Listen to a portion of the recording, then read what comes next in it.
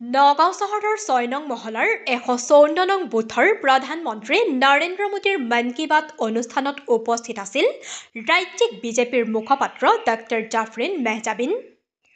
লগতে তেওঁৰ সৈতে উপস্থিত থাকে বিজেপিৰ নগাঁও জিলাৰ সভাপতি ৰঞ্জিত বৰদলৈ।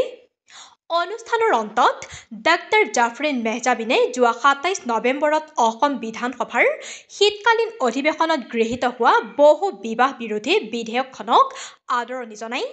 ইয়াৰ দ্বাৰা ৰাজ্যখনৰ বিজেপি চৰকাৰখনে মহিলাসকলক এক বিশেষ সন্মান প্ৰদৰ্শন কৰিছে বুলি উল্লেখ কৰে।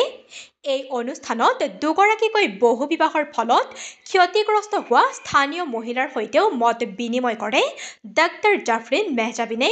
নগাঁও বটদ্ৰৱা বিধানসভা সমষ্টিৰ ৬ নম্বৰ ৱাৰ্ডত আমি সকলোৱে ইয়াত একত্ৰিত হৈছোঁ। ইয়াত উপস্থিত হৈছোঁ আমাৰ ৱাৰ্ড কমিশ্যনাৰ ডাঙৰীয়ানীৰ বাসগৃহত।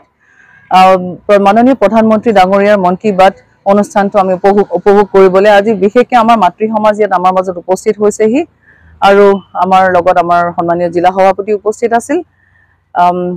বিশেষকৈ আজি আমাৰ আলোচনাৰ বিষয় মন কী বাত অনুষ্ঠানটো পৰিৱেশন কৰাৰ পিছত উপভোগ কৰাৰ পিছত আমি সকলোৰ লগত আই মাতৃৰ লগত আলোচনাত মিলিত হলো যে আমাৰ যোনখন বহু বিবাহ নিবৰণ বিধেয়কখন যোনখন গৃহীত কৰা হ'ল ২৭ নৱেম্বৰত শীতকালীন অধিৱেশনত সন্মানীয় মুখ্যমন্ত্ৰী ডক্টৰ হিমন্ত বিশ্ব শৰ্মা ডাঙৰীয়াৰ নেতৃত্বত আমি এই বিধেয়কখনক আৰু এই আইনখনক আমি আদৰণি জনাইছোঁ আৰু বিশেষকৈ মাতৃ সমাজে মাননীয় মুখ্যমন্ত্ৰী ডাঙৰীয়াক ধন্যবাদ আৰু কৃতজ্ঞতা ব্যক্ত কৰিছে। কাৰণ আমাৰ মাজত আজি হঠাতে আমাৰ মাজত এগৰাকী বাইদেউ আমাৰ মাজত উপস্থিত আছে যোন তেখেত আজি আমাক প্ৰকাশ কৰিছে যে তেখেত বহু বিবাহৰ এগৰাকী ভুক্তভোগী আৰু বহু বিবাহত তেখেতৰ স্বামীয়ে আৰু এগৰাকী মহিলাক বিবাহৰ বন্ধনত আবদ্ধ কৰাৰ কাৰণে আজি তেখেতৰ ঘৰত অশান্তি।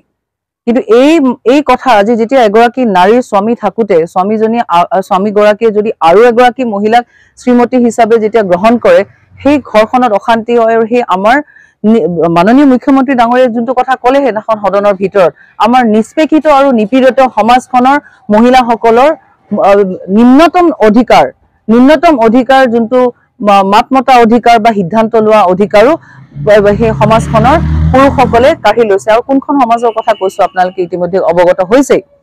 কাৰণ সন্মানীয় মুখ্যমন্ত্ৰী ডাঙৰীয়াই এটা বিষয় উল্লেখ কৰিছিল যে প্ৰাক্তন মুখ্যমন্ত্ৰী আনোৱাৰা টাইমৰ বাইদেউ ডাঙৰীয়ানী তেখেতৰ পিছত পৰৱৰ্তী সময়ত কেতিয়াও এগৰাকী ইছলাম ধৰ্মাৱলম্বী বিধায়িকা কেতিয়াও সদস্য হিচাপে সদনৰ ভিতৰত তেখেতে দেখা পোৱা নাই আৰু আজিলৈকে আমিও দেখা পোৱা নাইকিয়া।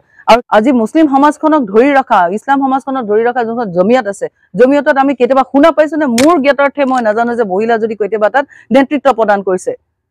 যদি জমিয়তে পৰিচালনা কৰে তেতিয়া জমিয়তত আজিলৈকে কিয় এগৰাকী আপোনালোকে শুনিছেনে? সাংবাদিক বন্ধু বান্ধৱসকল আপোনালোকে জানেনে? কেতিয়াবা মই আপোনালোকক প্ৰশ্ন কৰিছো কেতিয়াবা আপোনালোকে শুনিছেনে? শুনা নাই। সেইটো কাৰণে কাৰণ মহিলাসকলক তেওঁলোকে কেতিয়াও বঞ্চিত আৰু পীড়িত কৰি পেলাই ৰাখিব বিচাৰে, লাঞ্ছিত কৰি ৰাখিব বিচাৰে, আগবাঢ়ি আহিব নিদিয়ে। আৰু যেতিয়া ঘৰত মাত মাতিবলগীয়া হয় তেতিয়া ক'ব যে নাই তোমালোকে আবুৰত থাকা, বাহিৰত ওলাই নাযাবা। আবুৰৰ বাহিৰত মুখ্যমন্ত্ৰী ডাঙৰীয়া কেতিয়াও থাকিব কোৱা নাই।